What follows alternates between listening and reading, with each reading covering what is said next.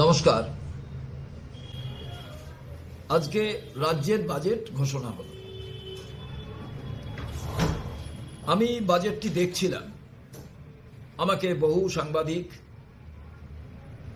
বলছিলেন এই বাজেটটি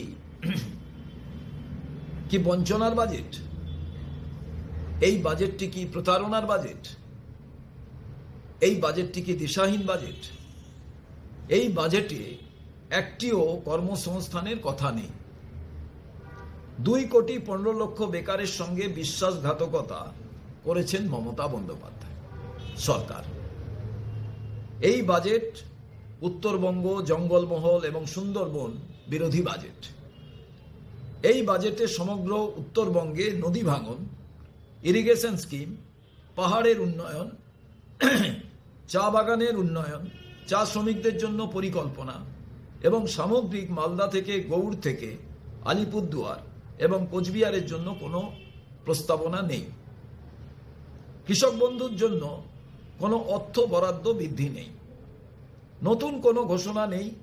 কৃষকদের জন্য উচিত মূল্যে সার, পেট্রোল, ইলেকট্রিকে ভর্তুকি দেওয়ার কোনো প্রস্তাব নেই।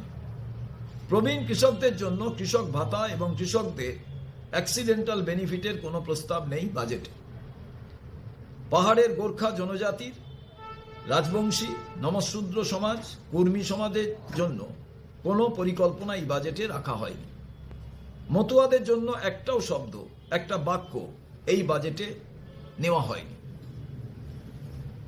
স্বাস্থ্যক্ষেত্রে নতুন কোনো পরিকল্পনা বলা নেই এই বাজেটে।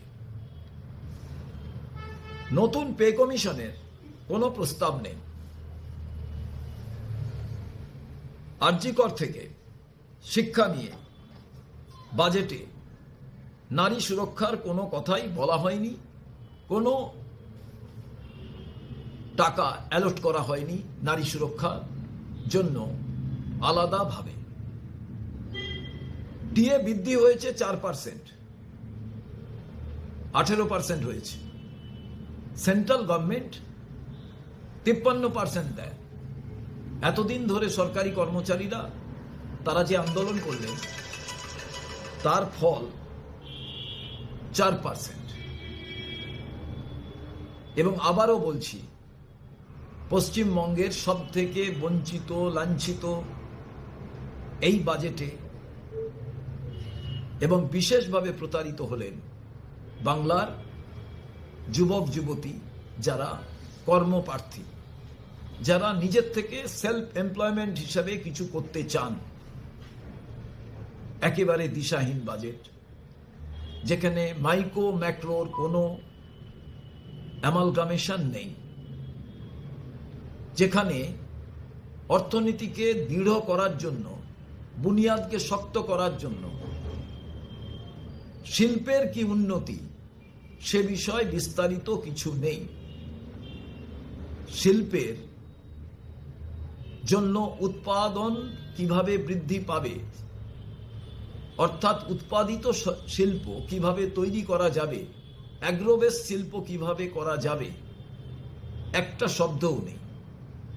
প্রচুর আলু তো উৎপন্ন হয়, তাকে নিয়ে নতুন কোনো অ্যাগ্রোবেস ইন্ডাস্ট্রি করা যায় কিনা সে বিষয়ে একটিও শব্দ কিংবা পরিকাঠামো দিক থেকে তার উন্নয়ন বাজেটে কোনো প্রভিশন নেই।